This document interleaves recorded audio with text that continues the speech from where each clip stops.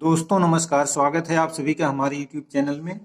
इस वीडियो में हम आज आप सभी को निर्देशांक ज्यामिति के बारे में सिखाएंगे।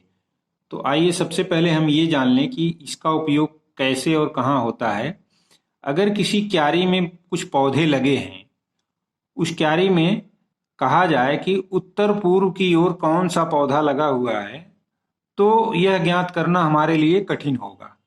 लेकिन अगर कहा जाए कि यह पौधा अमुक पौधा दूसरी पंक्ति के दाहिनी तरफ से तीसरी लाइन में है, दूसरी पंक्ति के दाईं तरफ से तीसरे नंबर पर है, तो हम उस पौधे की स्थिति को ज्ञात कर सकते हैं। तो ये चीज सबसे पहले फ्रांस के एक गणितज्ञ जिनका नाम था रेने दे कार्ते इनको कहा जाता है, रेनी दे कार्ते। इन्होंने किसी बिंदु की स्थिति को दो संख्याओं के द्वारा प्रदर्शित करने को बताया था। मान लीजिए यहां पर कोई बिंदु है, इसको इन्होंने बताया कि इसकी एग्जैक्ट पोजीशन को हम दो संख्याओं से प्रदर्शित कर सकते हैं। तो इस पद्धति को कार्टीजियन सिस्टम कहते हैं। कार्तीय पद्धति।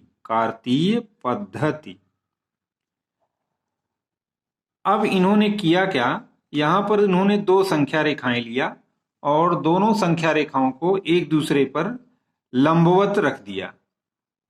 अब लंबवत रखने पर जो क्षैतिज रखी गई संख्या रेखा है, उसे इन्होंने एक्स एक्सिस का नाम दिया। ये क्षैतिज जो रेखा रखी गई है, इसको उन्होंने एक्स एक्सिस, जिसे एक्स डैश, और ऊर्ध्वाधर रेखा जो काटती है, ये दोनों एक दूसरे को लंबवत काट रही हैं, इसका नामकरण उन्होंने वाई डैश कर दिया। तो इसको उन्होंने एक्स अक्ष कहा और इसको वाई अक्ष कहा। अब ये दोनों संख्या रेखाएं एक दूसरे को शून्य पर काटती हैं। यहां पर शून्य पर ये एक दूसरे को काटती हैं, तो शून्य के दाहिनी तरफ जो बिंदु होंगे वे धनात्मक होंगे और शून्य के बाईं तरफ ये जो बिंदु होंगे वे ऋणात्मक होंगे। ठीक उसी तरीके से शून्य के ऊपर वाले बिंदु धनात्मक होंगे, शून्य के नीचे वाले बिंदु जो होंगे वो ऋणात्मक होंगे। और ये जो तल है, इसको उन्होंने एक्स वाई प्लेन कहा, एक्स वाई तल। और क्षैतिज रेखा एक्स अक्ष है, क्षैतिज रेखा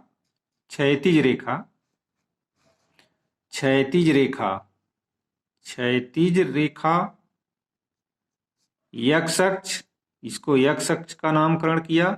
और ऊर्ध्वाधर जो रेखा है, ऊर्ध्वाधर रेखा, इसको उन्होंने वाई अक्ष कहा, वाई अक्ष। और ये जहां एक दूसरे को काट रही हैं, यानी शून्य को उन्होंने मूल बिंदु कहा, मूल बिंदु। तो इस तरीके से उन्होंने किसी बिंदु की पोजीशन को दो निर्देशों के द्वारा पता करने का सुझाव दिया।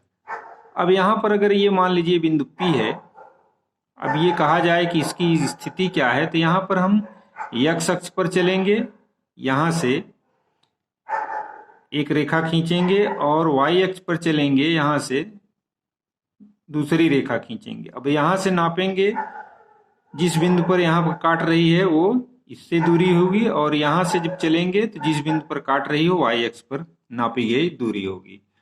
तो इस तरीके से हमें बिंदु P की एग्जैक्ट पोजीशन को बारे में पता चल जाएगा।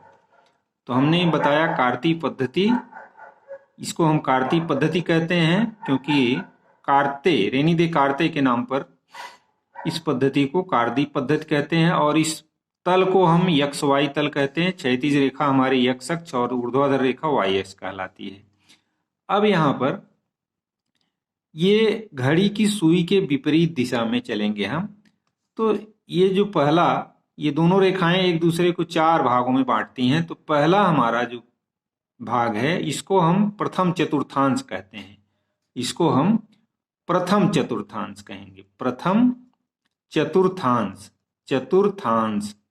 और दूसरा वाला जो दूसरा भाग है, इसको हम द्वितीय चतुर्थांश कहेंगे, सेकेंड क्वाड्रेंट, द्वितीय चतुर्थांश।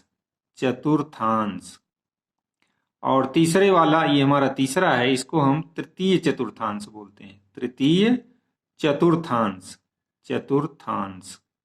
और चौथा ये जो है इसको चतुर्थ, फोर्थ क्वाड्रेंट, चतुर्थांश, चतुर्थांश। 4 भाग हैं इसलिए इसको चतुर्थांश बोलते हैं। अब यहाँ ध्यान देना है कि शून्य के बाईं तरफ, शून्य के दाहिनी तरफ नापी गई दूरी धनात्मक होती है और शून्य के ऊपर नापी गई दूरी धनात्मक। तो प्रथम चतुर्थांश के जो दोनों चिन्ह होते हैं, दोनों बिंदु, वो धन धन होते हैं।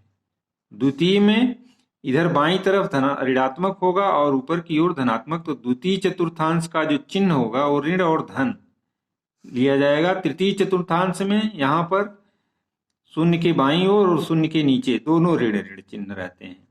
और यहाँ पर चतुर्थ चतुर्थांश में शून्य के बाईं तरफ की दूरी होगी और शून्य के दाईं तरफ की दूरी होगी और शून्य के नीचे की दूरी होगी। तो दाहिनी तरफ धनात्मक होगा और बाईं तरफ ऋणात्मक, तो धन और ऋण होगा।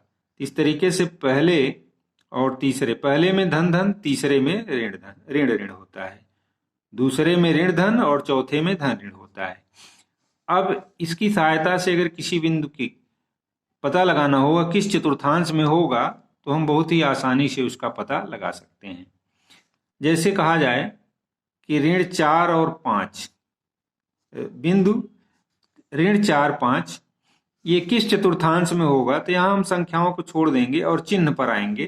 तो ये चिन्ह हमारा ऋण है और दूसरा ये धन है। तो ऋण और धन जो होते हैं ये हमारे दूसरे चतुर्थांश में है। तो यह बिंदु जो होगा द्वितीय चतुर्थांश में होगा, द्वितीय चतुर्थांश, चतुर्थांश, द्वितीय चतुर्थांश। तो इस तरीके से हम किसी बिंदु का पता आसानी से लगा सकते हैं। अब अगर कोई बिंदु दिया गया है और ये कहा जाए कि उसकी पोजीशन कहाँ होगी, जैसे अगर ये कहा जाए एक बिंदु P है जिसका निर्देशांक है 3 और 2, ये कहाँ पर होगा, तो सबसे पहले हम ये जो संख्या रेखाएं एक दूसरे को लंबवत काट रही हैं उस पर चलेंगे। अब यहाँ देखेंगे कि 3, ये जो पहली संख्या होती है यहाँ पर, इसको हम भुज कहते हैं और दूसरी संख्या जो होती है उसको कोटि कहते हैं। जैसे ये P है, x और y ये 2 संख्याएं हैं। तो x हमारा जो भुज होता है, जो x अक्ष पर नापी गई दूरी, और y जो होता है ये कोटि होता है, इसको ऑर्डिनेट कहते हैं। ये अभिशिषा है, ये ऑर्डिनेट है, ये y अक्ष पर नापी गई दूरी है, कोटि। तो भुज और कोट जान लें। ये पहली संख्या हमारी x अक्ष पर नापी गई दूरी, जिसे भुज कहते हैं, और दूसरी संख्या y अक्ष पर नापी गई दूरी है, जिसे कोट कहते हैं। तो ये दोनों धनात्मक संख्या है, इसलिए यह प्रथम चतुर्थांश में होगा। पहले हम चतुर्थांश पता कर लेंगे प्रथम। तो प्रथम चतुर्थांश, क्योंकि प्रथम में दोनों धनात्मक होते। अब x अक्ष पर 3 मात्रक चलेंगे, यहाँ पर 3 मात्रक, और y अक्ष पर 2, तो 2, यहाँ पर 2 रेखाएं 2 संख्याओं पर चलेंगे। तो 3 और 2, यहाँ से इस पे जब लंब डालेंगे तो ये 3 पर आएगा और यहाँ से लंब डालेंगे 2 होगा। तो जहाँ एक दूसरे को ये रेखाएं काटेंगी वही हमारा बिंदु P की पोजीशन होगी। अगर कोई कहा जाए कि एक बिंदु Q है जिसका निर्देशांक 0 और 3 है, तो इस तरीके से 0 और 3 यानी यह बिंदु y अक्ष पर होगा। अगर x अक्ष का मान, भुज का मान 0 हो, भुज बराबर 0, भुज अगर 0 हो तो बिंदु हमारा y अक्ष पर होगा, बिंदु y अक्ष पर होगा। कहाँ होगा? y अक्ष पर। अगर कोट 0 है, कोट 0 है तो बिंदु x अक्ष पर होगा, बिंदु x अक्ष पर स्थित होगा। तो इस तरीके से अगर भुज 0 है तो बिंदु y अक्ष पर होगा, अर्थात Q जो 0,3 है वो यहाँ पर हम 3 संख्या चलेंगे, 1 2 3, और यहाँ x अक्ष पर 0 है तो यह इसी बिंदु पर स्थित होगा यहाँ पर। और अगर ये कहा जाए कि एक बिंदु है जिसका निर्देशांक 4 और 0 है, R बिंदु है जिसका निर्देशांक 4 0 है, तो यहाँ पर हमने बताया कि अगर कोट 0 है तो बिंदु x अक्ष पर होगा, तो यहाँ x अक्ष पर हम 4 मात्रक चलेंगे, 1 2 3 4। तो इस बिंदु की पोजीशन यहाँ होगी, यानी x अक्ष पर होगी। तो आशा करता हूँ कि ये सभी आपकी समझ में आ गए होंगे। तो इस वीडियो में बस इतना ही। आज हमने आप सभी को कार्तीय पद्धति के माध्यम से किसी बिंदु की स्थिति को समझाने का प्रयास किया। तो आशा करता हूं कि ये आप सबकी समझ में आ गए होंगे। तो अगर वीडियो अच्छा लगे तो वीडियो को लाइक, शेयर और कमेंट जरूर करें, और चैनल पर नए हों तो प्लीज़ चैनल को सब्सक्राइब करें। मिलते हैं अगले वीडियो में कुछ इसी तरह के सवालों के साथ। तब तक के लिए धन्यवाद।